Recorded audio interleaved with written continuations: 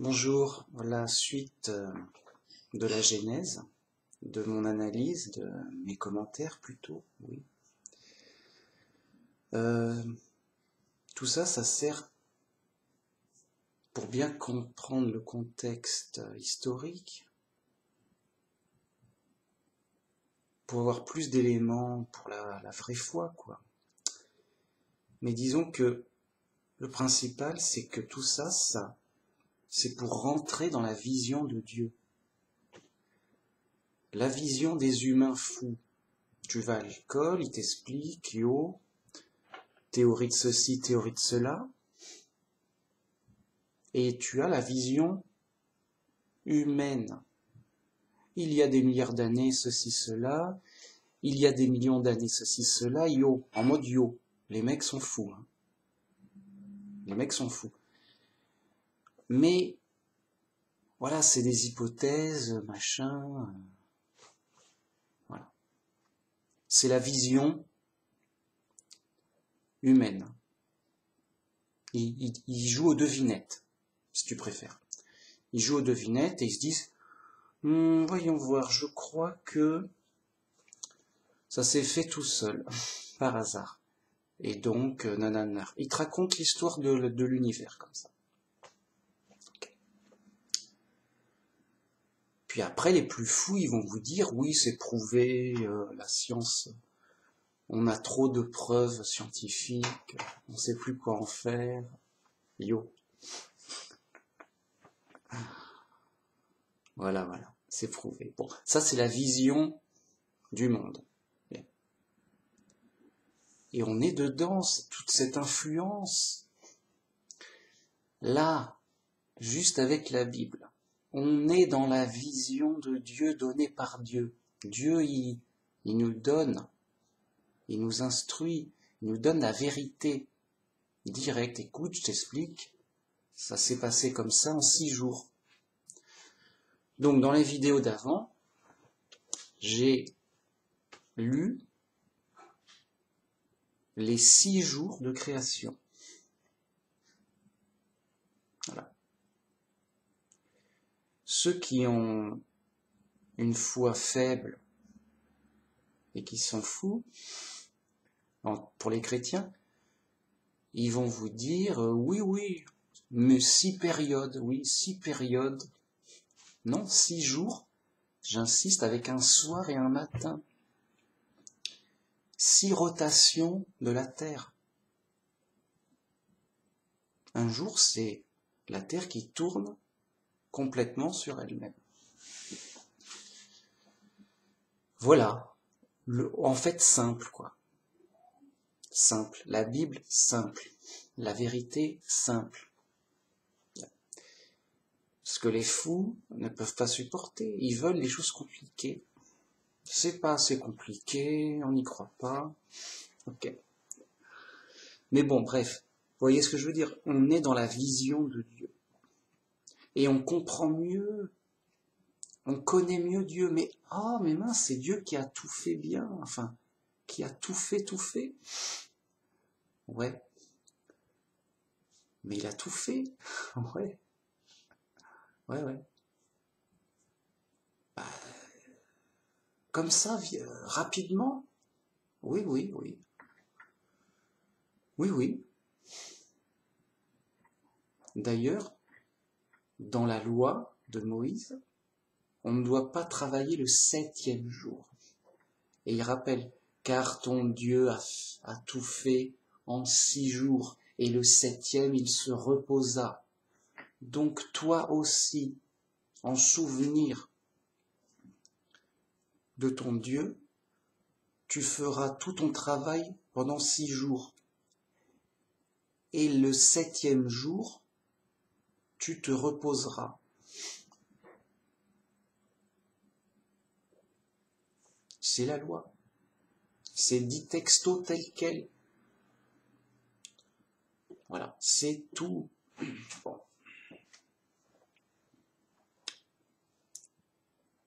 Voilà. Je vais continuer au chapitre 2. Voilà, c'est intéressant, quoi. Bien. Ok. pour rentrer dans la vision de Dieu, mais concret, juste concrètement la réalité. Dieu ne nous parle pas de choses bizarres qu'on ne comprend pas. Dieu il nous parle de choses simples qu'on comprend, mais ça nous remet les idées en place, ça nous remet la vraie vision de la vraie réalité. Dieu, il nous parle de la réalité, là. Vraie, telle qu'elle, concrète, simple, compréhensible par les enfants, direct. Oui, il a utilisé des mots simples, concrets, oui, on a compris. Voilà, c'est tout. Voilà. Tu veux la vérité? Ben écoute, Dieu te l'a dit. Alors, c'est dur à croire, mais à cause des influences du monde, du diable, évidemment. Non, moi je veux croire comme à la télé. Voilà. Soit t'écoutes la Bible, soit t'écoutes la télé. Il y a un choix. Comme disait Jacques, si tu te fais ami du monde, tu te fais ennemi de Dieu. Donc il faut choisir la vision du monde, athée ou païen, ou la vision de Dieu, du vrai Dieu. Le vrai Dieu de la Bible. Non mais officiellement c'est athée déjà. Enfin, en Europe, sérieux, en Europe actuellement, à l'école, tu apprends la théorie de l'évolution obligatoirement. Oui, écoutez, on a trouvé, on est très fort, on a été fait par hasard, yo. Ok. Ben on a eu de la chance. Ouais, ah bah oui, on a eu de la chance. Ouais, bah, yo. Et ben là justement, dans ce chapitre 2, on va nous détailler la création de l'humain. Dieu va rentrer dans les détails. C'est pour ça que j'avais fait une vidéo, la Bible est trop précise, ça embête les faux chrétiens. Parce qu'il aurait pu rester juste au chapitre 1. Dieu créa l'homme et la femme, salut. Et les faux chrétiens disent oui, Dieu a pris un singe et sa femelle et les a modifiés génétiquement. Voilà. Peut-être. C'est pas précisé. Mais là, au chapitre 2, c'est précisé. Et donc, les zouaves et les amis des athées, ils sont embêtés. Oh non, arrête de parler, Dieu, arrête. Tu es trop précis, il y a trop de détails. On ne peut pas deviner ou inventer ce qu'on veut. Oh non, quel malheur. On va passer pour des idiots. Alors que si tu restais flou, comme une bonne religion païenne, on pourrait être d'accord avec les athées, ça serait cool, non? Et paraître intelligent aux yeux des fous. Quel malheur pour les faux chrétiens. Mais nous, c'est un bonheur et une bénédiction, un trésor de savoir, de vérité. Bon, allons-y. Assez parlé. Donc, Genèse 2.1. Ainsi furent achevés les cieux et la terre et toutes leurs armées. Alors, quand on dit armée, ça veut dire toute la multitude des habitants. Le nombre de la création, tous les animaux, les humains, tout ça. Enfin, les humains, enfin, ils étaient 2. Voilà. Et toute leur armée, c'est-à-dire leur nombre d'habitants de personnes. C'est une expression. Bon, c'est pas une armée militaire. Je poursuis. Dieu acheva au 7e jour son œuvre qu'il avait faite. Et il se reposa au 7e jour de toute son œuvre qu'il avait faite. Dieu bénit le 7e jour, et il le sanctifia, parce qu'en ce jour, il se reposa de toute son œuvre qu'il avait créée, en la faisant. Voici les origines. Alors après ça, c'est autre chose, voilà. Donc là, plusieurs questions. Dieu a fini en 6 jours. Donc le lendemain, c'est le 7e. Et Dieu, il a fini, c'est fini. C'est tout fait, il manque rien. Je suis content. Il est content et il se repose pour contempler son œuvre, pour l'admirer, en avoir du contentement. Il a fait une belle chose, il en profite. Il profite du spectacle et de la contemplation. Bien. Que vont dire des faux croyants, des ouaves? Ils vont dire, souvent des musulmans, non, non, non, c'est faux, la Bible a été falsifiée. La Bible a été falsifiée. Et je dis, mais calme-toi, pourquoi? Ben parce que Dieu, il se repose pas. Pourquoi Dieu dit, oh, c'était fatigant, tout ça en 6 jours. Je vais aller dormir, je vais me reposer. Donc, tu vois, c'est un faux Dieu. Dieu, il est tout puissant, il n'a pas besoin de se reposer. Tu as un faux Dieu, la Bible a été falsifiée. La Bible a été falsifiée. Ouais. Ouais, mais peut-être pas. Non, mais écoute. Si tu arrives à écouter, si tu arrives à réfléchir. Dieu, il n'est pas prisonnier à être obligé de toujours travailler. C'est pas un esclave, Dieu. Donc s'il a envie de rien faire, il fait rien. S'il a envie de se reposer, s'il a envie de contempler, d'admirer les choses, il fait ce qu'il veut, quoi. C'est pas, on va pas le dire non, non, retourne à l'usine et pas de pause. Hein. Tu vas pas obliger Dieu à travailler tout le temps comme un esclave. Il est libre, Dieu. Non, je sais pas, peut-être. Il fait ce qu'il veut, peut-être, non. Il doit rendre des comptes, il a une fiche de paye. Il dit voilà, machin. Tu vas le virer, qu'est-ce qui se passe? Non, évidemment que non, bien sûr que Dieu est tout puissant et qu'il n'est pas épuisé. C'est juste que il a assez travaillé, il veut passer à une autre activité, à autre chose. Et là, en l'occurrence, à admirer son œuvre, à contempler. Voilà. Et il sanctifie le 7e jour. Et c'est ce qui donnera plus tard dans la loi de Moïse, pour se reposer le 7e jour. Vous voyez, c'est simple.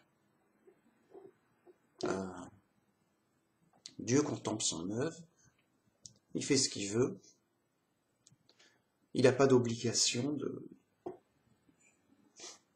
de faire ou de ne pas faire quelque chose. Bien.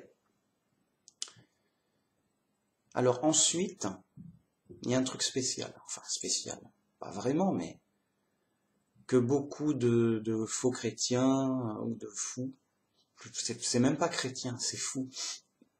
Non, là, ils sont fous, les mecs. C'est des athées, je crois. Ouais, c'est athée. Hein. Ils disent, oh, mais il y a 2 récits de la Genèse différents. Non, c'est toi qui es fou, c'est tout. Qu'est-ce qui se passe? Là, on a eu un récit de la Genèse. Jusque-là. Après, là, tout de suite, je vais lire encore le récit de la Genèse. Mais en fait, c'est Dieu qui rentre dans les détails. Et pour être précis, il détaille le 6e jour, je crois. C'est tout. C'est pour rentrer dans les détails. Il reprend donc un élément pour rentrer dans les détails. Alors allons-y. Voici les origines des cieux et de la terre quand ils furent créés. Lorsque l'Éternel Dieu fit une terre et des cieux, aucun arbuste des champs n'était encore sur la terre et aucune herbe des champs ne germait encore, car l'Éternel Dieu n'avait pas fait pleuvoir sur la terre, et il n'y avait point d'homme pour cultiver le sol. Mais une vapeur s'éleva de la terre et arrosa toute la surface du sol.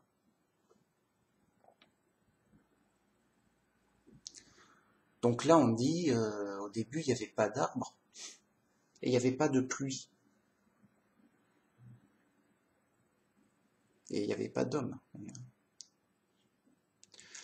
Il y avait une vapeur qui s'éleva de la terre, donc du sol, une rosée, une vapeur d'eau, quoi, et arrosa toute la surface du sol. Donc, avant le déluge,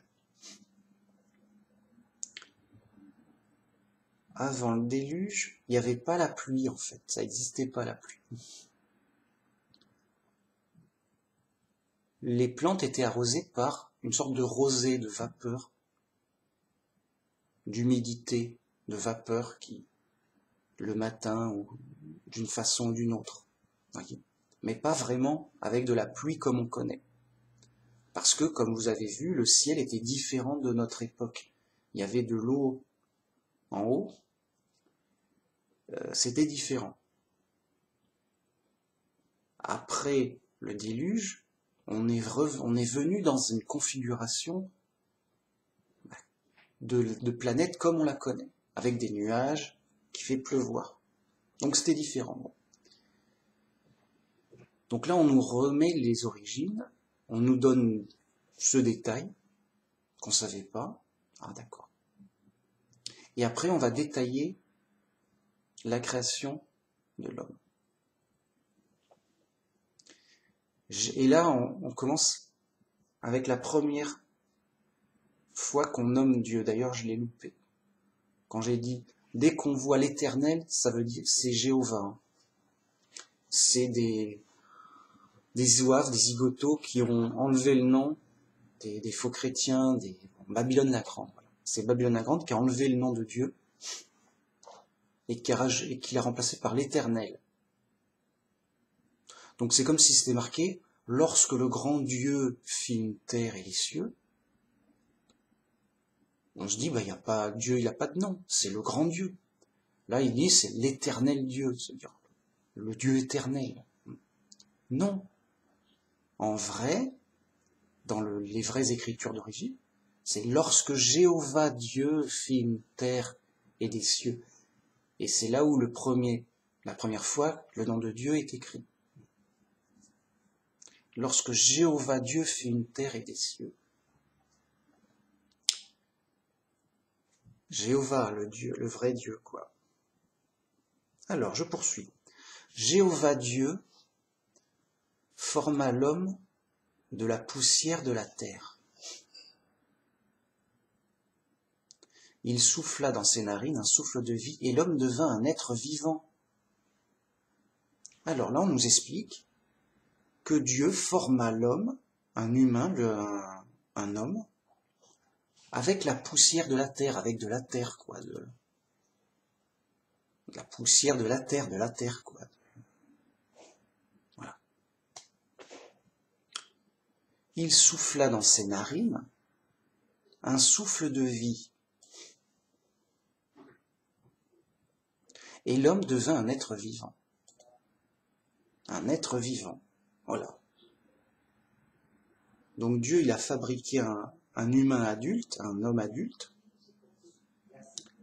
avec de la terre, même la matière. C'est moi Dieu, yo. On reconnaît, c'est Dieu, personne ne peut faire ça. Il prend de la matière, ok, j'y vais. Il te fait un super robot. Ok, mais ce super robot, il est pas en vie encore, il n'est pas vivant, il souffle, un souffle de vie, donc ça c'est mystérieux, c'est miraculeux, dans ses narines, et l'homme devient un être vivant. Voilà, il prend vie, prend esprit, son esprit fonctionne, il est conscient, c'est un être vivant. Dieu a fabriqué l'homme. Adam, le premier humain. Le premier homme. Alors, comment dire ? Il faut noter qu'il a pas dû faire ça pour tous les animaux. Dieu, il n'a pas dit, bon, alors là, je vais faire un ouistiti ou un zèbre ou un cheval, je sais pas. Je vais prendre de la terre, machin, je vais lui souffler dans les narines, c'est du boulot. Non, pour les animaux, il a fait ça en masse, rapidos, quoi. Mais l'humain, l'homme, il voulait le faire à son image.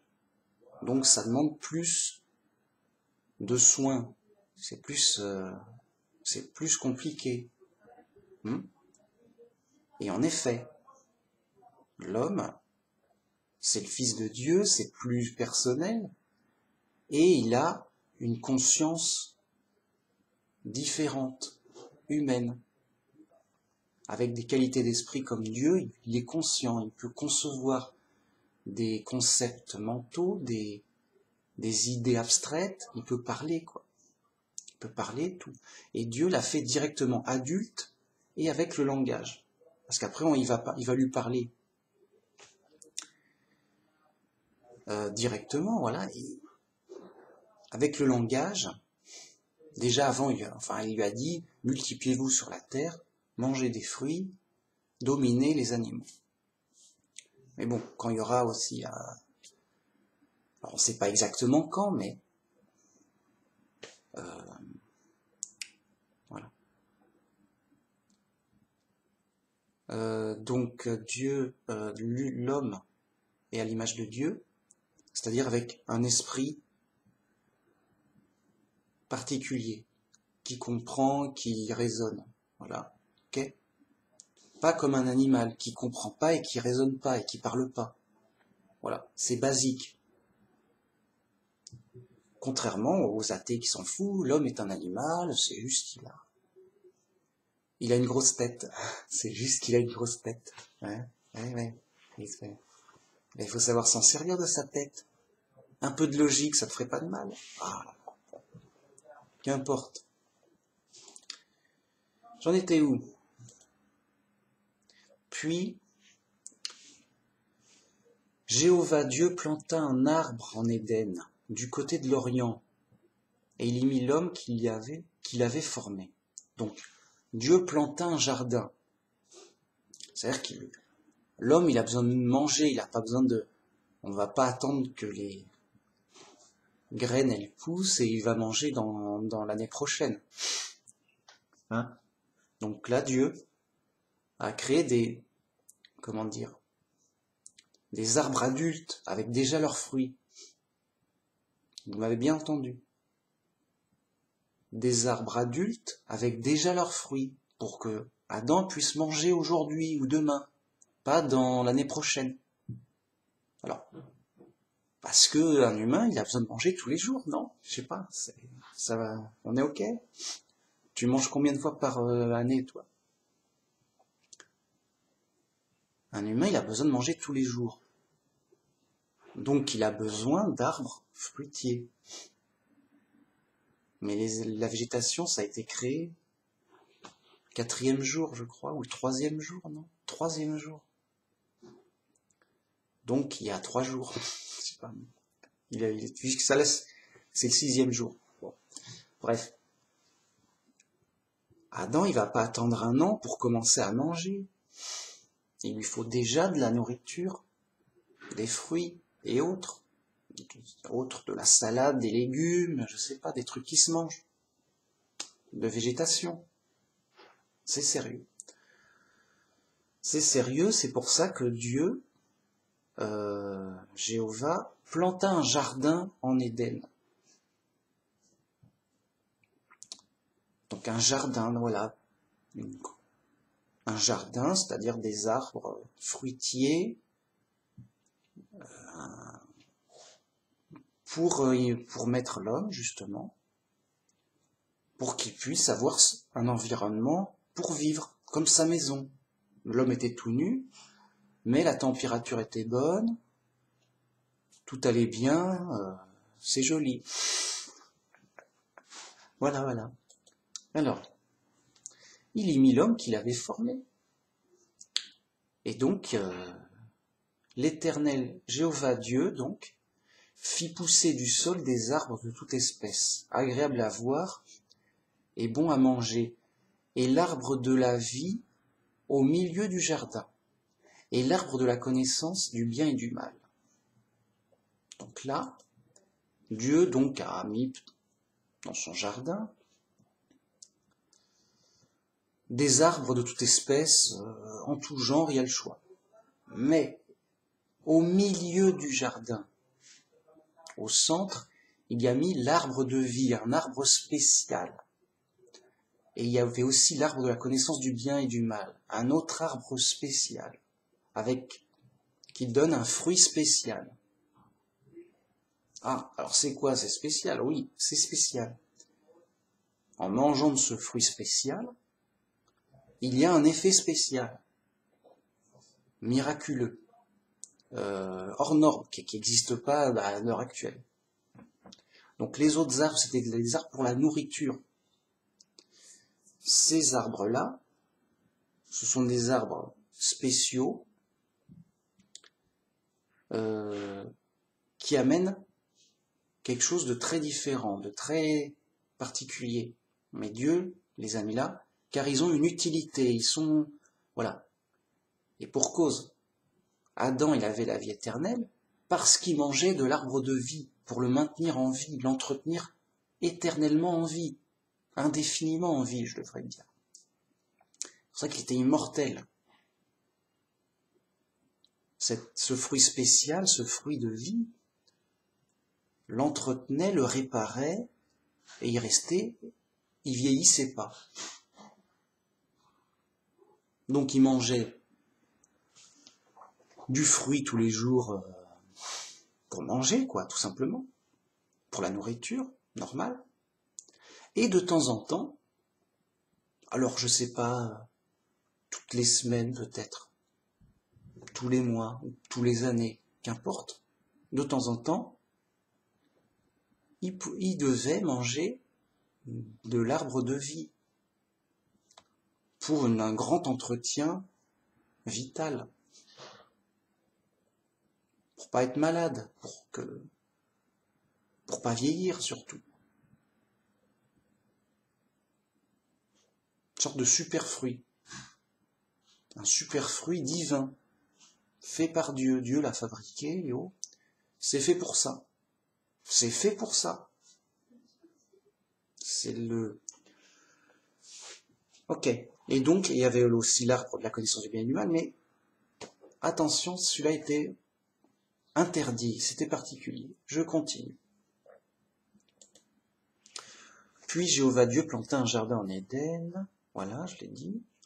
Un fleuve sortait d'Éden pour arroser le jardin, et de là, il se divisait en 4 bras. Le nom du premier est Pichon.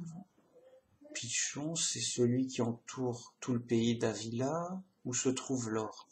L'or de ce pays est pur, on y trouve aussi le bélium et la pierre d'onyx. Le nom du second fleuve est Guion, c'est celui qui entoure tout le pays de Gush. Le nom du troisième est Hidékel, c'est celui qui coule à l'orient de la Syrie. Le quatrième fleuve est l'Euphrate. Bien. C'est des détails géographiques. Bon. Jéhovah Dieu prit l'homme et le plaça dans le jardin d'Éden pour le cultiver et le garder. Et le garder. Je vais garder les arbres, qu'est-ce qui se passe? Cultiver, c'est son jardin, c'est sa maison, c'est son lieu. Et le garder des autres animaux. Les singes, ils n'ont pas le droit de venir pour prendre les fruits. C'est sa nourriture à lui, déjà. Hein, oh. Et surtout l'arbre de vie. Les animaux, ils n'ont pas le droit de manger l'arbre de vie, ça va pas. C'est pour lui. Donc c'est un jardin spécial quand même. Il y a 2 arbres spéciaux dedans.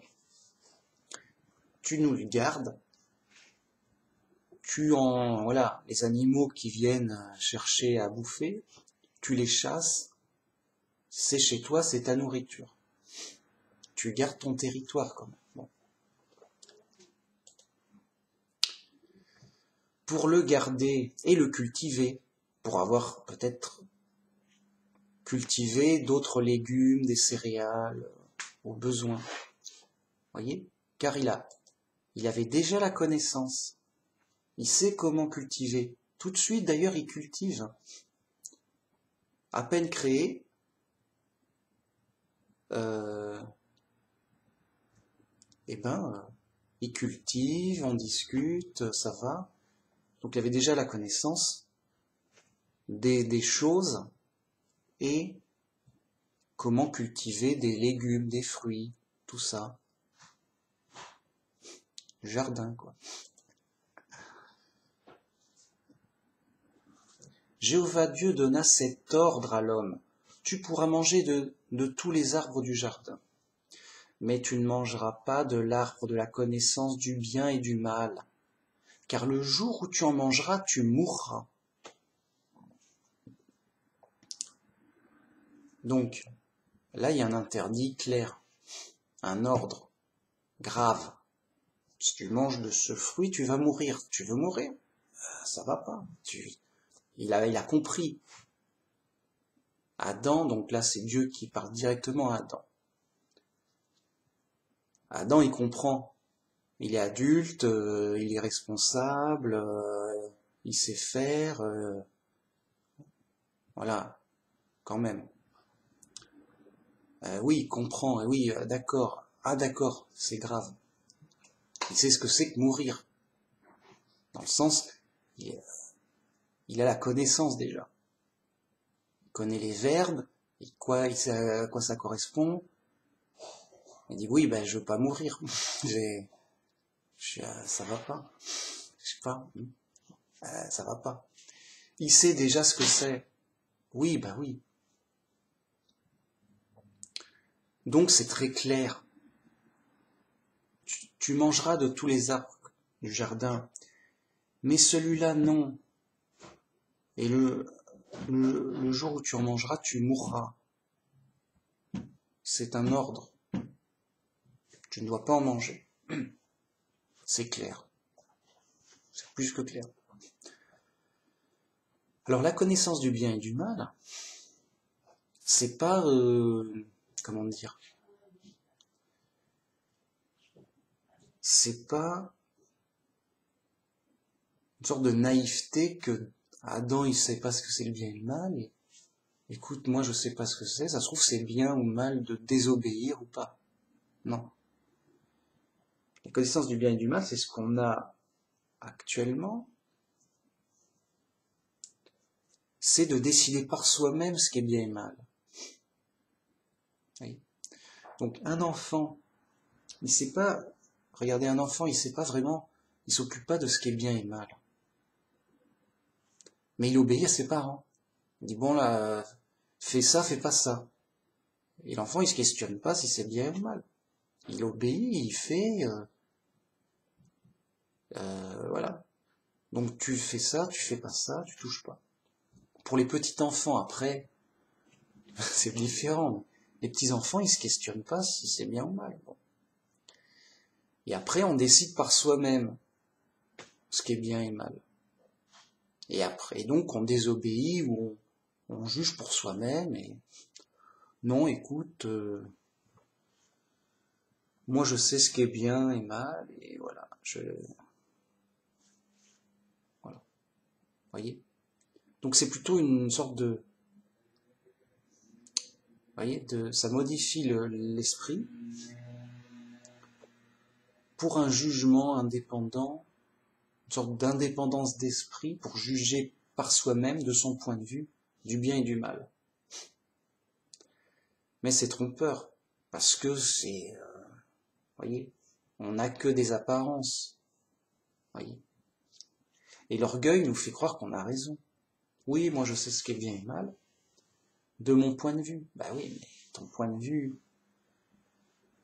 il ne concerne que toi. C'est pas, ouais, c'est pas parfait, c'est pas complet.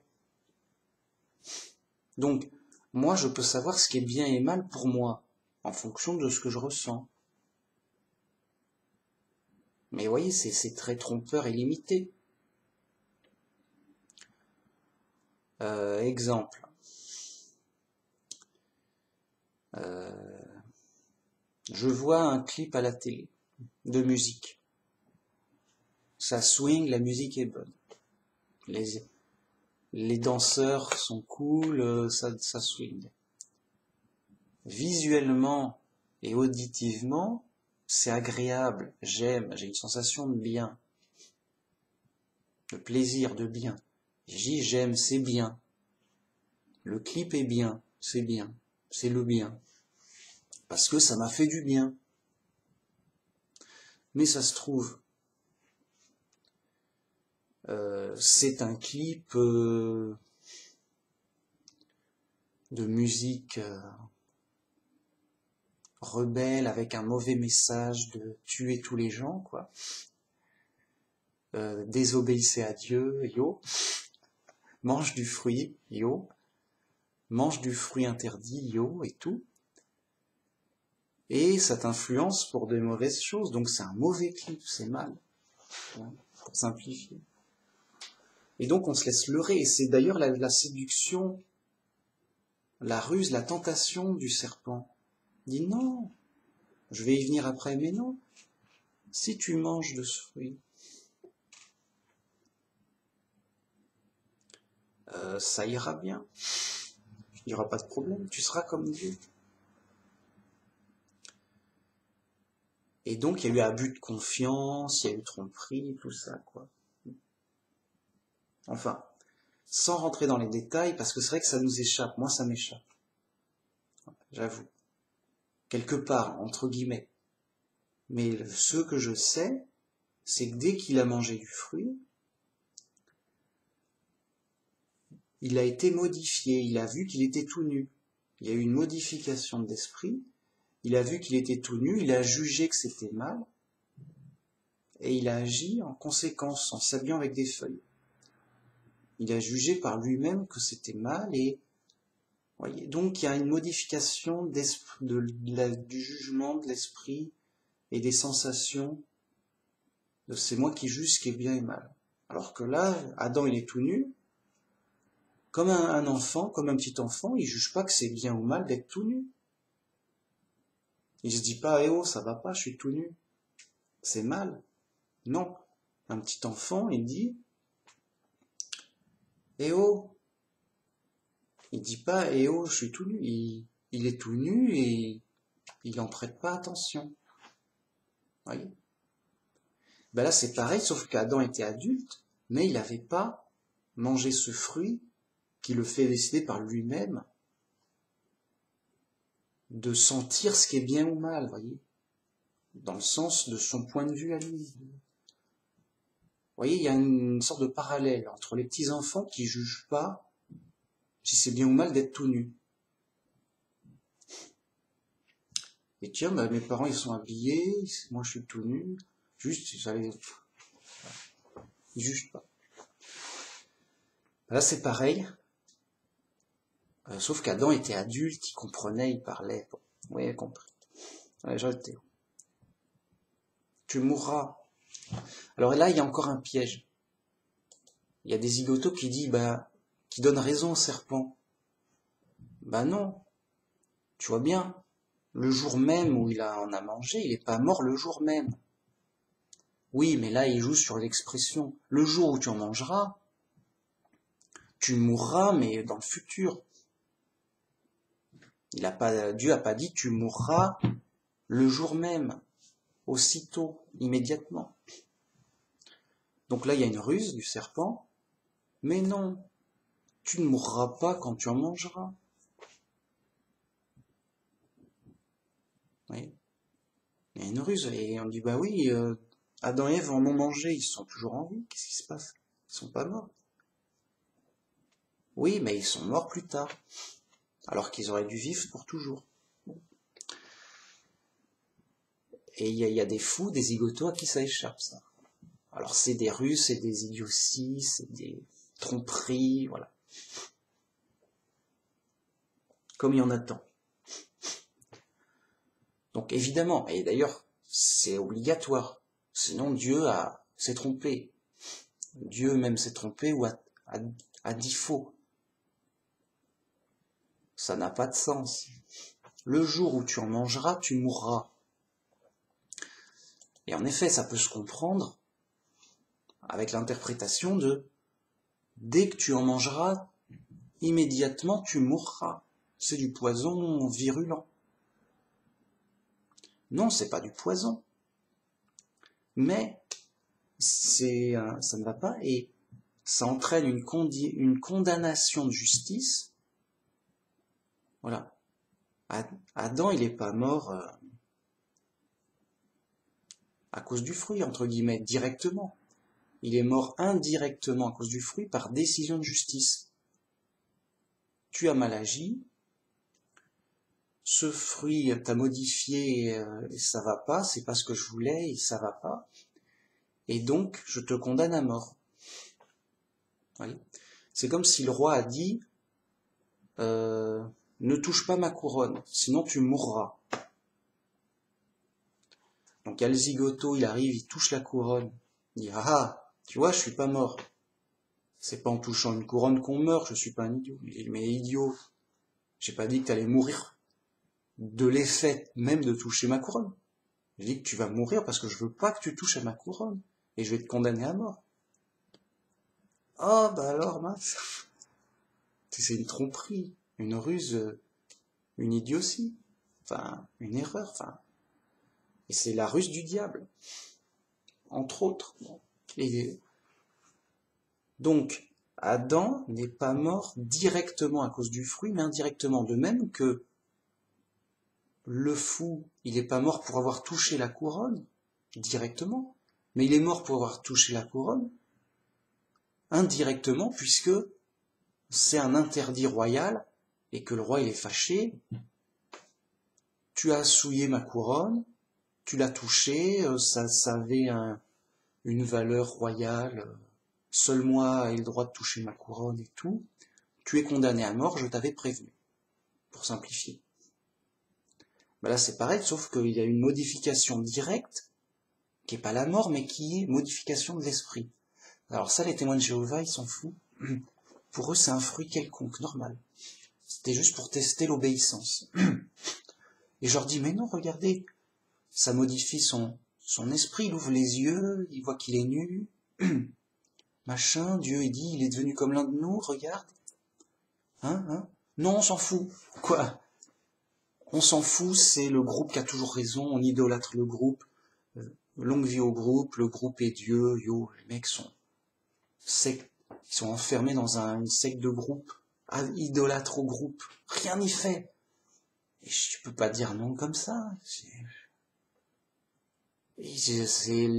Tu vas contre le texte. Non, je veux pas aller contre le groupe.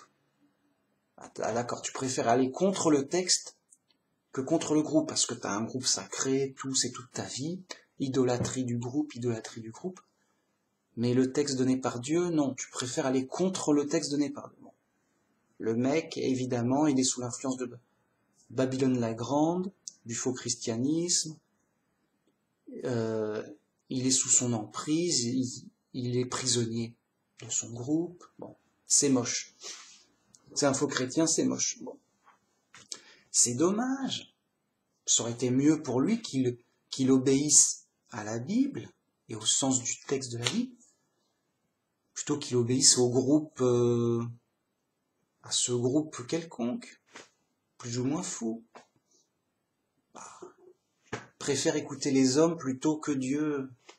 Ça fait de la peine, mais bon, c'est courant, c'est du faux chrétien, en veux-tu, en voilà. Tant pis. Donc pour eux, c'est qu'un fruit quelconque, symbolique vraiment, pour dire touche pas à ça, c'est pour te tester. Ça m'amuse de te tester un petit peu. Ok. Seulement ça va contre le texte et contre l'amour de Dieu. Mais bon, moi j'y peux rien. Hein. T'es libre, t'es fou, bon. C'est un peu, t'as des enfants, touche pas à la table, sinon t'es mort. Hein, quand même. Non, t'as des enfants, touche pas à la prise électrique, sinon tu vas te faire électrocuter et tu risques de mourir. Un vrai interdit pour un vrai danger.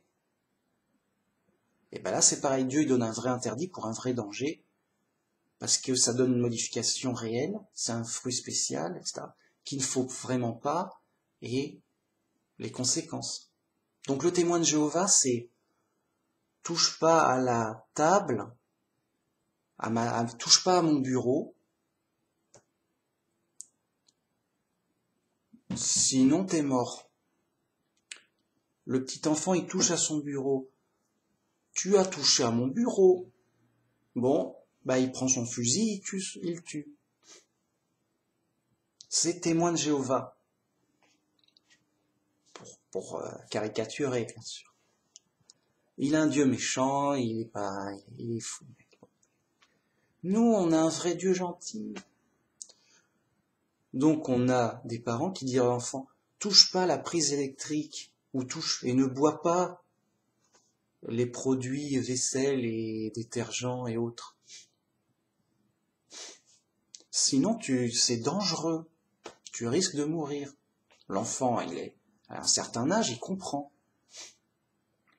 Mais y a des copains qui disent vas-y, ils t'ont dit n'importe quoi, t'auras des super pouvoirs. Comme à la télé, ils vont l'embrouiller. Donc le petit garçon, il va dire bon, je vais essayer de toucher la prise électrique. Bam, un gros jus, crise cardiaque, il meurt.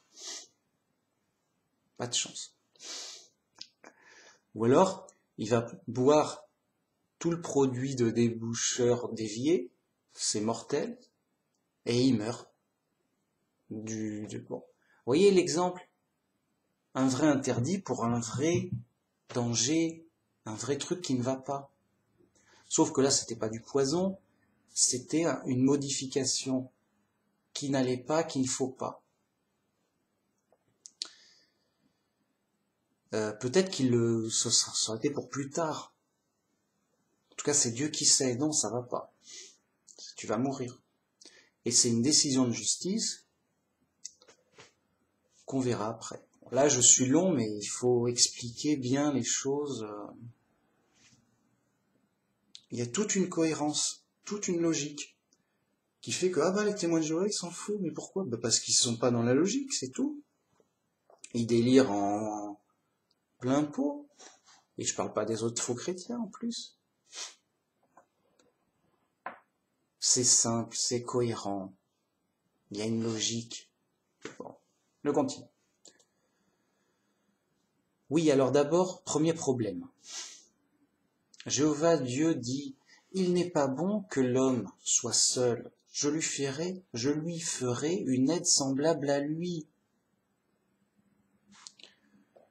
Donc là, on est toujours au 6e jour. On est au 6e jour parce que Dieu crée l'homme et la femme le 6e jour. Et là, l'homme est tout seul d'abord. Là, c'est le détail du 6e jour. L'homme est tout seul. Dieu lui parle. Tu ne mangeras pas de ce fruit. On est au 6e jour. Mais l'homme, il est tout seul et Dieu, il sent qu'il manque un truc. Il n'est pas bon que l'homme reste seul. Je vais lui faire une compagnie. Une aide semblable à lui. Jéhovah Dieu forma de la terre tous les animaux des champs et tous les oiseaux du ciel, et il les fit venir vers l'homme, pour voir comment il l'appellerait, afin que tout être vivant portât le nom que lui donnerait l'homme. Donc, rappelez-vous, Dieu crée des animaux en tout genre, donc terrestres et des oiseaux. Et il les amène vers l'homme pour voir comment Dieu va les nommer. L'homme va les nommer. C'est l'homme qui va nommer, pour dire qu'il a une culture, une connaissance, et un choix, une liberté de création. Il dit, tiens, lui, je vais l'appeler comme ceci. Donc, le cheval, le merle, le mouton, le singe, le caméléon, je sais pas, mais le moineau. Bon, vous avez compris, Dieu amène des animaux pour voir comment l'homme les appellerait. Voilà, c'est l'homme qui nomme les animaux. Et l'homme donna des noms à tout le bétail, aux oiseaux du ciel et à tous les animaux des champs. Mais pour l'homme, il ne trouva point d'être semblable à lui. Donc vous voyez, notez qu'il nomme pas les poissons, parce que les poissons, ils sont dans l'eau. On les voit pas. Et il va pas amener des poissons, voilà. Donc il n'amène que du terrestre ou du céleste, si j'ose dire. Voilà. Bon. Pour qu'ils puissent les voir et les nommer. Alors, mais il ne trouvera aucune aide pour l'homme. Rien ne satisfait, ça colle pas, ça va pas. Alors Jéhovah Dieu fit tomber un profond sommeil sur l'homme. Il prit une de ses côtes et referma la chair à sa place. Donc là, il s'agit bien d'une vraie opération chirurgicale. Profond sommeil, anesthésie. Comme ça, il peut lui ouvrir le côté, prendre une côte, la couper. Hop, un bout, il m'en faut un bout. Ça ira. Et il referme l'ouverture, tout propre, tout bien. Il referma la chair à sa place. Jéhovah Dieu forma une femme de la côte qu'il avait prise de l'homme et la mena vers l'homme. Et l'homme dit, voici cette fois celle qui est os de mes os et chair de ma chair, on l'appellera femme parce qu'elle a été prise de l'homme. C'est pourquoi l'homme quittera son père et sa mère et s'attachera à sa femme, et ils deviendront une seule chair. L'homme et la femme étaient tous deux nus et n'en avaient point honte, parce que ils n'avaient pas mangé le fruit de la connaissance du bien et du mal, et donc ils ne jugeaient pas du bien et du mal d'être nus ou pas. Voilà. Bien. Alors là, il y a plusieurs questions qui peuvent se poser. Pourquoi Dieu ne savait pas qu'il lui fallait une femme? On a l'impression qu'il cherche. Et c'est étrange parce que quand Dieu crée l'homme, il le crée sexué, avec un sexe d'homme, tout comme les animaux sont sexués, avec ses mâles et ses femelles. Et un mâle, c'est un pénis, des testicules, en général pour le terrestre. Donc il y a un appareil très technique de reproduction qui est là, c'est pas pour faire joli, si j'ose dire. Donc, ça nécessite forcément une femelle qui elle aussi donc a un vagin, c'est-à-dire avec un utérus, un appareil reproductif inversé, complémentaire. C'est technique. Donc, Dieu crée un homme avec un sexe masculin. Et il se dit, bon voilà, tiens, mais il est tout seul, il manque quelque chose. Il manque quelque chose, qu'est-ce que ça peut être? Évidemment que Dieu, il sait ce qu'il fait. Alors, qu'est-ce que ça veut dire? Eh ben, on peut penser raisonnablement que le projet initial de Dieu, c'est qu'il y ait un homme seul. Et donc, il voulait lui amener un animal de compagnie. Vous voyez qu'il manquait un truc, mais un animal de compagnie devrait suffire. Mais c'est ton projet initial, c'est que l'homme soit seul. Mais après, il dit, c'est pas bon qu'il reste seul. Pourquoi? Parce que Dieu, il sonde les choses vastes, complètement. Et il sent qu'il y a de la rébellion. Il sent qu'il y a des rébellions cachées. Il y a le diable et tout. Et donc, son projet doit se modifier en relation avec le contexte. Mais son projet initial, c'était que l'homme reste seul. À l'image de Dieu. Dieu, il n'y a qu'un seul Dieu, il n'y a qu'un seul homme. Bam! Alors ça peut paraître curieux à notre époque, mais non. Il y a l'image de Dieu, il n'y a qu'un seul homme, il n'y a qu'un seul Dieu. C'est le projet initial. Mais il sent qu'il y a de la rébellion cachée. Et il se dit, il manque quelque chose, ça ne va pas, ça va pas tenir la route. Il me faut une aide. Il faut une aide à ça. Il y a des problèmes cachés. Il y a des rebelles cachés, des ennemis cachés. Ça va pas. Il faut une aide. Donc je vais voir si je peux trouver un animal qui peut aider. Non, trouve pas. Bon. Ok. Passons aux grands moyens. Je vais faire une femme, une femelle. Bam. Dieu crée l'homme et la femme. Et leur donne l'ordre, multipliez-vous sur toute la terre. Mais on peut penser que ce n'était pas le projet initial, car Dieu crée l'homme, voilà, il est content. Enfin, Dieu crée l'homme, voilà.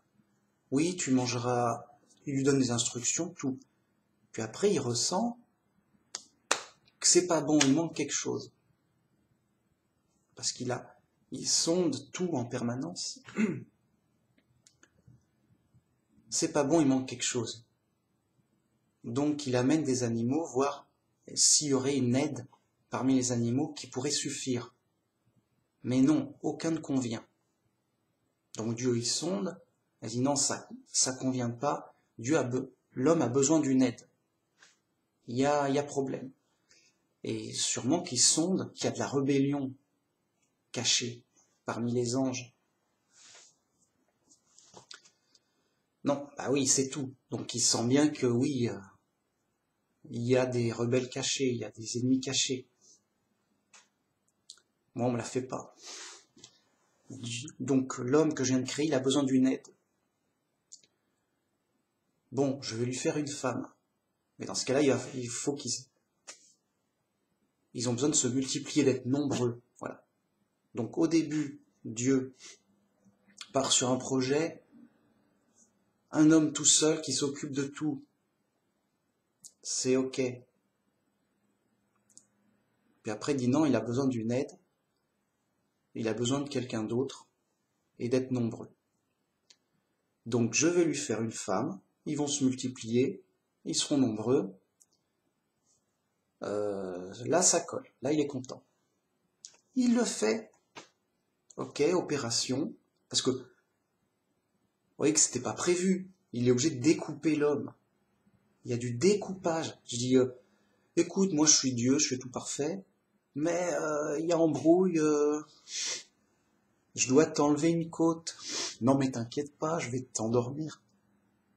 On voit le bricolage, quoi. C'est pas normal. Pour les fous, c'est normal. Yo, écoute, yo, juste, les mecs, ils ont pas de, ils savent dire que yo. Ils savent pas expliquer, ils savent pas comprendre, ils savent pas réfléchir. Moi, je vous dis, c'est pas normal que Dieu, il arrache une côte de l'homme parce que il a besoin. On voit bien que c'est un truc d'urgence, quoi. C'est pas parfait. Donc, il y a besoin d'une aide. Ok, je vais découper une côte. Ça lui fera une côte en moins, mais ça va, c'est pas trop grave. Ça peut passer. J'en fais une femme. Ils ont besoin d'être nombreux et donc de se multiplier. Donc, changement du projet en cours de route à cause forcément de rébellion, de cachet. Sinon, Dieu, il savait bien faire tout ce qu'il faut parfaitement dès le début. Mais là, il sent qu'il y a besoin d'une aide, que ça va chauffer. Et donc, là, ça tient. C'est le 6e jour dans le détail. Après 7e jour, Dieu vit que tout était bon, et il se reposa, content. Et tout était très bon. Là, ça va, là, je suis content. Je sais qu'il y a des ennemis cachés, mais grâce à ce que j'ai rajouté là, ça tient. C'est Adam, il a une aide. Donc, c'est solide, ça tient, je suis content de moi. Alors là, on va me dire, mais non, c'est justement à cause de la femme qui s'est fait rouler que ça n'allait pas. Mais là, pas du tout. C'est ignorer que l'homme et la femme sont à l'image de Dieu et ont le libre arbitre. Donc que l'homme soit seul ou pas, il pouvait aussi bien désobéir. Non, le fait qu'il y ait une femme en plus, c'est pour être nombreux. Et après, parce que si l'homme était tout seul, il serait resté tout seul. Hein, vous voyez? Non. Et ce qui fait qu'il y a eu des descendants et que ça amènera au jugement du diable. Le diable est inclus dans l'équation. Et d'ailleurs, ça l'a fait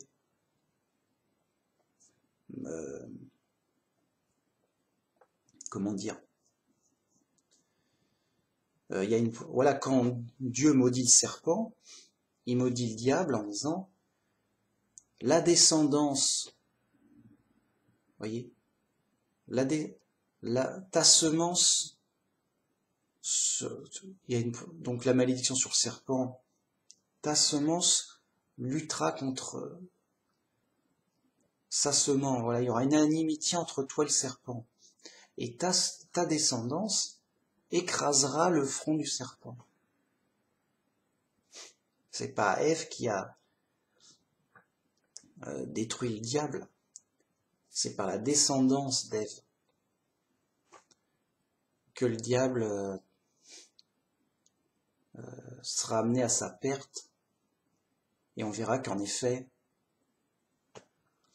ça mènera au Sauveur, à Jésus, qui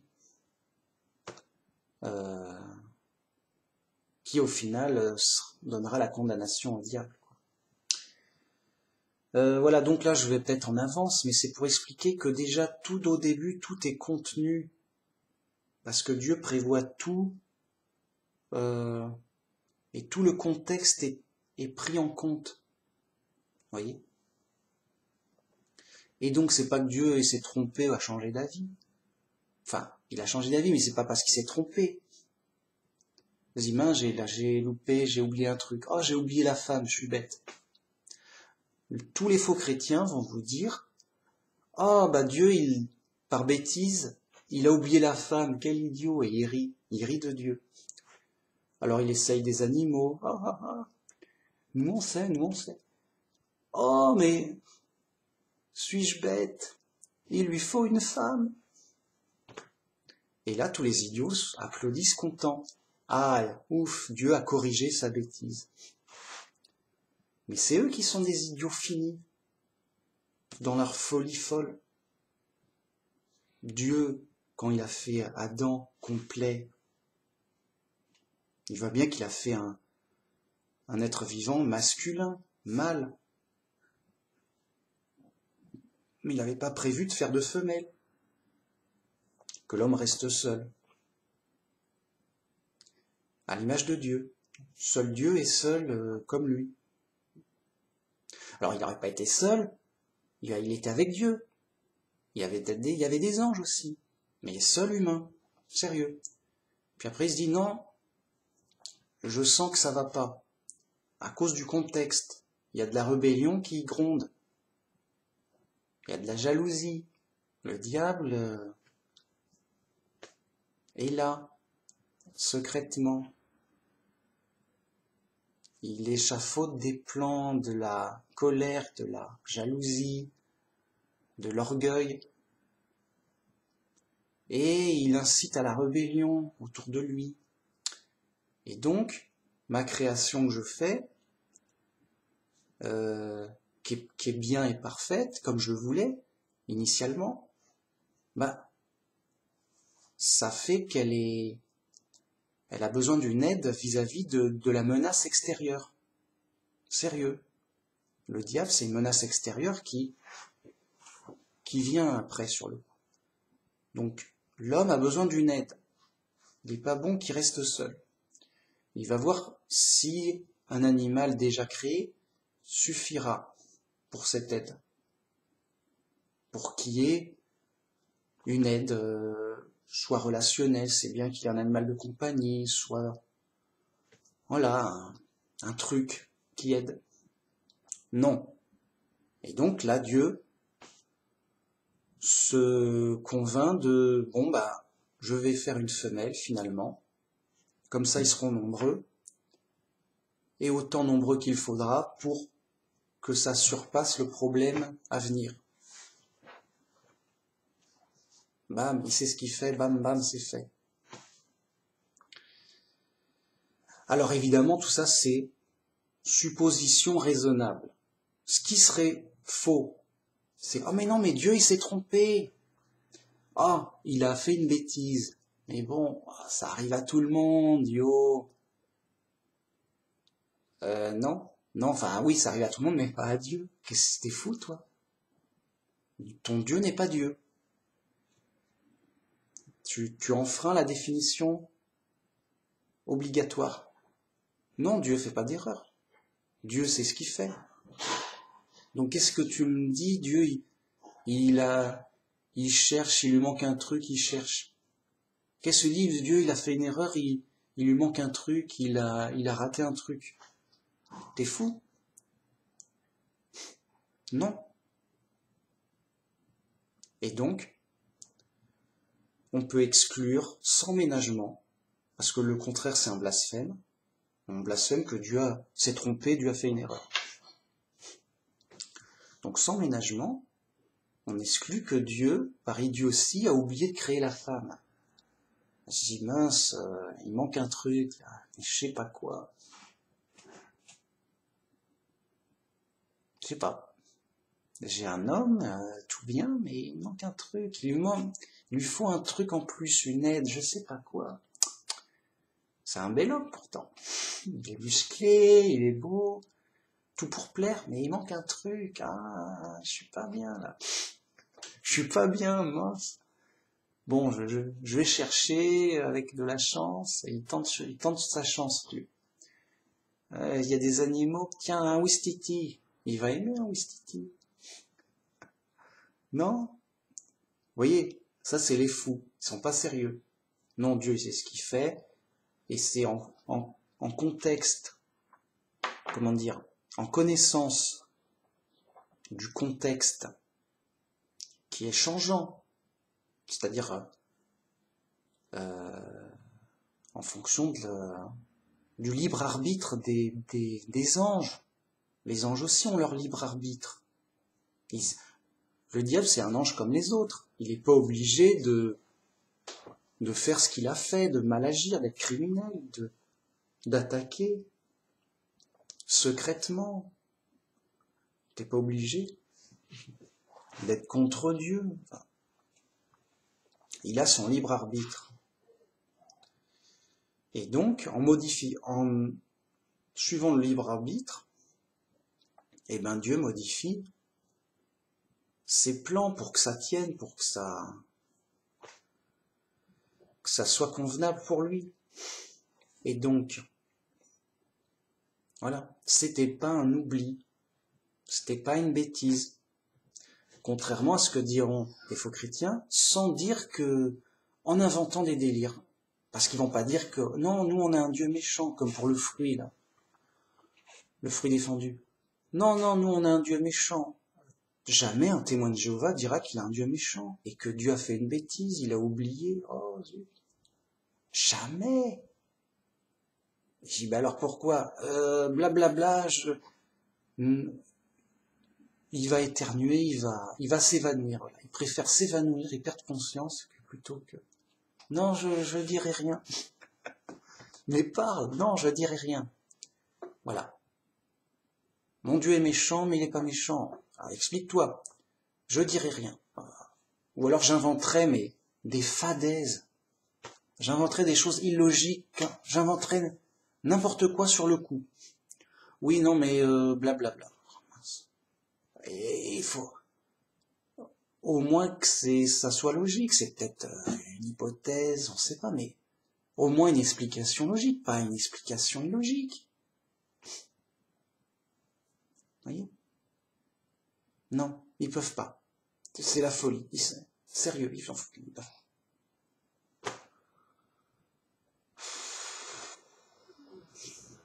Bon, c'est normal, c'est l'épreuve, on est chez les fous.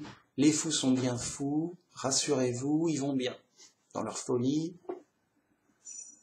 ils y tiennent, ils s'y accrochent. Bien. Donc, ici on est chez les pros, vous voyez, il y a une vraie logique, une vraie cohérence. Dieu, il sait ce qu'il fait. Et donc, le fruit défendu avait un vrai rôle, une vraie capacité, il y avait une vraie raison. C'était pas pour faire joli, c'était pas pour tester Adam.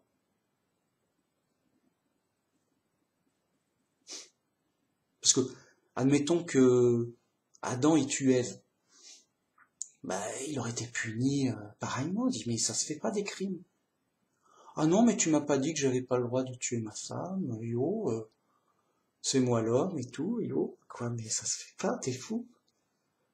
T'es fou, mais oh, tu sais, qui t'a fait, mais c'est, quelle folie t'as apprise, vraiment. Vous voyez? C'est pas une question de, écoute, Adam, tu ne dois pas tuer ta femme, sinon tu mourras. Oh, merci, je ne le savais pas. Hein? Non. Et s'il l'avait fait, il aurait été puni gravement. Comme un crime, le mérite. Pas, tu n'auras pas de fruits ce soir. Non, c'est trop grave. C'est trop grave. Il mérite la mort. Bon. Ou quelque chose d'équivalent. Mais bon. Vous voyez ce que je veux dire? Il y a tout un contexte qui fait que c'est cohérent. Il y a une utilité, il y a une raison à ces choses. Et pareil pour la création de la femme.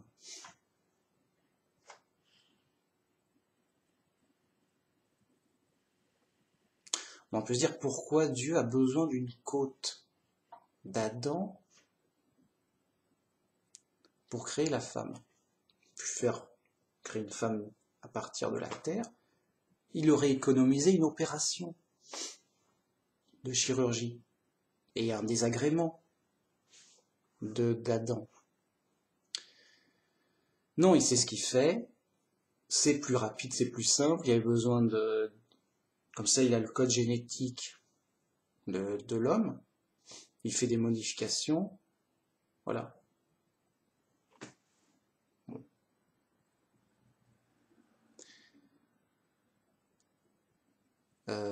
D'ailleurs, Adam, il dit, c'est l'os de mes os.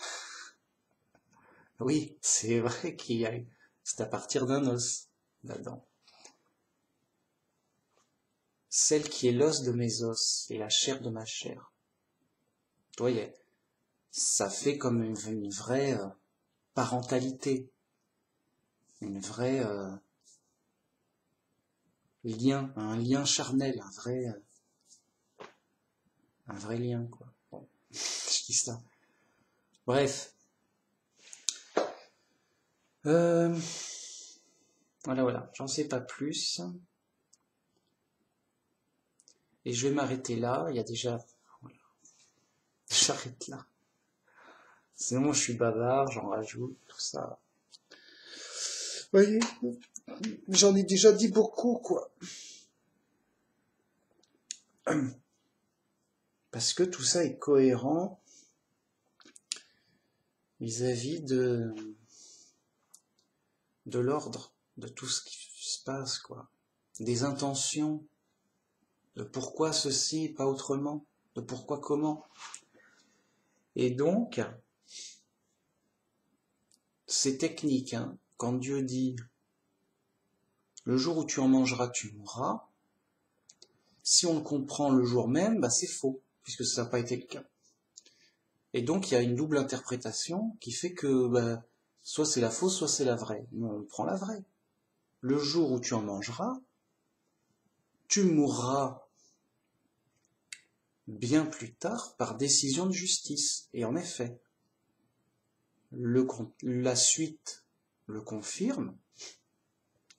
Adam n'est pas mort ni le jour même, ni la semaine, ni l'année, ni le siècle à venir à cause du fruit.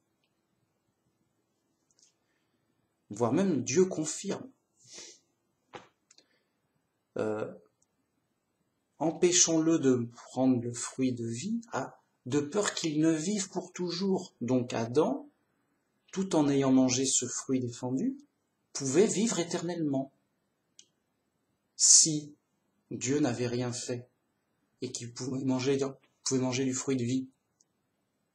Et Dieu dit, chassons-le du jardin de peur. Ce serait terrible, ce serait catastrophe. De peur qu'il ne prenne du fruit de vie et qu'il ne vive pour toujours. Il faut faire quelque chose. Oui. Donc c'est vraiment pas le fruit qui lui a causé la mort, mais la décision de justice qui a privé Adam du fruit de vie et d'être chassé de la présence de Dieu. Et donc Dieu dit, écoute, débrouille-toi, je m'occupe. Va-t'en, débrouille-toi, et débrouille-toi tout seul. Et tout seul, il est mort. Ça a été dur, voilà. Il survivait, tout. Il a vécu quand même 930 ans, mais comment il va pas vivre éternellement? Mais déjà, il a vécu longtemps, preuve qu'il avait une robustesse et une vitalité à l'origine très forte. Mais sans le fruit de vie, ça ne pouvait pas continuer. Et donc, sa vitalité a décliné, il a fini par vieillir, Adam. Et de vieillesse en vieillesse, à mourir. Voyez? Donc Adam est mort par décision de justice, pas par empoisonné.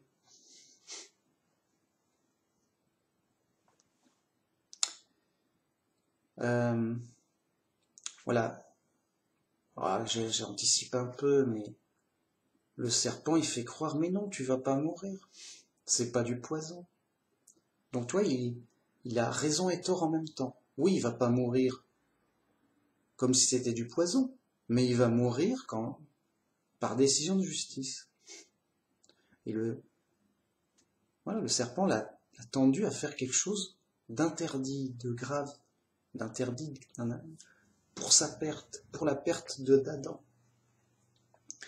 Et tu seras comme Dieu. Et en effet, Adam et Ève sont devenus comme Dieu pour la connaissance du bien et du mal. Et c'est Dieu qui le dit. Voici, l'homme est devenu comme l'un de nous pour la connaissance et du mal. Mais pour ce point seulement.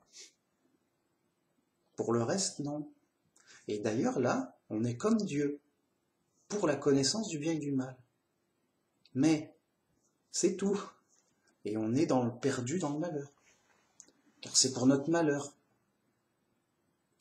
Ça augmente notre orgueil. On croit, oui, moi je sais ce qui est bien, je sais ce qui est mal. Et c'est notre orgueil qui nous fait juger les choses. Pour notre perte. Et donc, là encore, le serpent a raison et tort en même temps. Il a raison qu'on est comme Dieu sur ce point, mais il a tort dans le sens où on n'est pas comme Dieu totalement. Et pour cause, on a perdu la vie éternelle à cause de ça.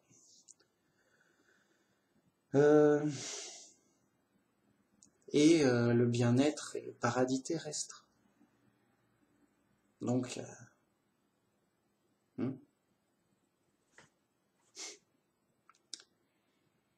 on s'éloigne beaucoup de la ressemblance de Dieu, là, pour le coup. Voilà, merci beaucoup. Moi, j'ai trouvé ça intéressant. Bon, j'étais long, comme d'habitude, j'étais lourd. Lourde, mais je fais ça aussi pour moi. Quand je répète et j'insiste, c'est moi-même et je dis, tiens, mais je pourrais creuser plus loin. Bah, allons-y, faisons-nous plaisir. Je fais ma vidéo pour moi-même, pour mon instruction, pour ma curiosité. Creusons plus loin, en direct. Et puis voilà, ça nous fait des grosses vidéos d'1h30 après, c'est bien.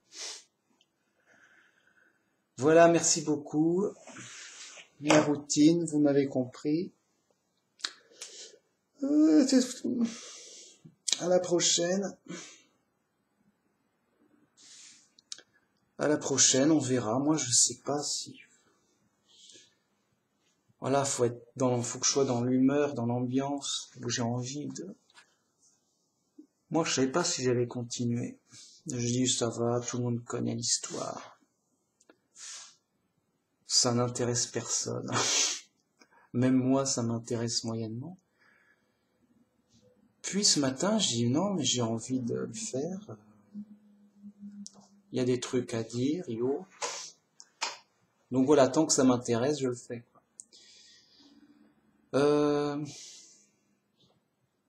Donc c'est intéressant, et là, j'ai creusé des trucs intéressants, ça. Donc à la prochaine, je sais pas ce que je ferai. Je sais pas si je continuerai, ou... ni quand, ni comment, ni pourquoi, ni quoi, ni que. Je sais pas. Je m'occupe d'aujourd'hui déjà. Demain, on verra. Mais ce que je sais, c'est que j'ai besoin de l'aide de Dieu tous les jours. Donc, que Dieu nous aide, que Dieu nous guide, nous instruise, que Dieu nous inspire, car soyez très confiants, très assurés que selon la Bible, croyons fortement que Dieu nous aide, nous inspire, nous guide indirectement tous les jours. Dieu nous aide, nous protège, nous influence indirectement, ça ne se voit pas, mais c'est le cas. Tous les jours, tout le temps, chaque instant. Dieu est là d'ailleurs, il est omniprésent, il est là, mais indirectement. Voyez ? Donc soyez confiants et assurés et rassurés que Dieu nous aide, mais que ça se voit pas, parce que c'est indirect, c'est que de l'aide indirecte. Si ça se voit, c'est qu'il y a un miracle, c'est que bam, il y a un miracle visible, surnaturel, voilà, qu'est-ce qui se passe ? La mer s'est ouverte en deux, quoi. C'est pas normal. Qu'est-ce qui se passe ? Ah bah c'est un miracle direct de Dieu, là, pour le coup. Direct. Mais sinon, Dieu nous aide tout le temps, de manière indirecte, et tout le monde. Mais je crois qu'il aide plus on est proche de Dieu, plus on est aidé par Dieu. Plus on a son influence. Et donc, nous, vrais chrétiens, on est les plus aidés de Dieu. Ceux qui parlent de miracles, eh ben, je crois qu'ils sont moins aidés que nous. Ah, comment ça se fait ? Ils ont eu des miracles ? Étonnant, machin. Oui, mais c'est des faux chrétiens. Moi, je préfère être un vrai chrétien sans miracle qu'un faux chrétien avec des miracles pour l'aider. C'est une aide de Dieu, lui, il a besoin d'un miracle parce que c'est lui qui juge, je sais pas. Mais nous, on a une aide indirecte. Ça se voit pas. C'est indirect, mais efficace, réel, tous les jours. Bam, aider, protéger, inspirer, guider, instruire, former, bam, tous les jours dans l'épreuve. C'est important. Voilà, merci. C'est comme ça, fallait que je le dise. Sérieux. On est chez les pros. C'est très sérieux, c'est très important, c'est très utile. Et c'est notre relation tous les jours avec Dieu. Dieu nous aide, Dieu est la solution, Dieu, mais de manière indirecte. Ça se voit pas, ça se ressent pas, mais ça se fait, efficace. Les autres sont fous. Donc la preuve que c'est efficace. Vous voyez ? Moi je suis pas fou, les autres sont fous. Qu'est-ce qui se passe ? Dieu m'a aidé. C'est efficace. C'est efficace. On est chez les pros. Les autres sont chez les fous. Qu'est-ce qui se passe ? Dieu nous a aidés ici. Dieu nous aide là. Et la preuve, on n'est pas fou. Les autres sont fous. C'est pas une preuve, ça. Mais une preuve, voilà, indirecte. Qui dit que tu te trompes pas, que t'es pas fou, machin. Moi, je sais. Pour moi, c'est clair. Bam. Pour plein de raisons. Bon. Voilà. Donc, merci beaucoup. À la prochaine. Et que Dieu vous aide, vous inspire, vous guide tous les jours, à chaque moment, dans l'épreuve. Merci beaucoup, à la prochaine, au revoir.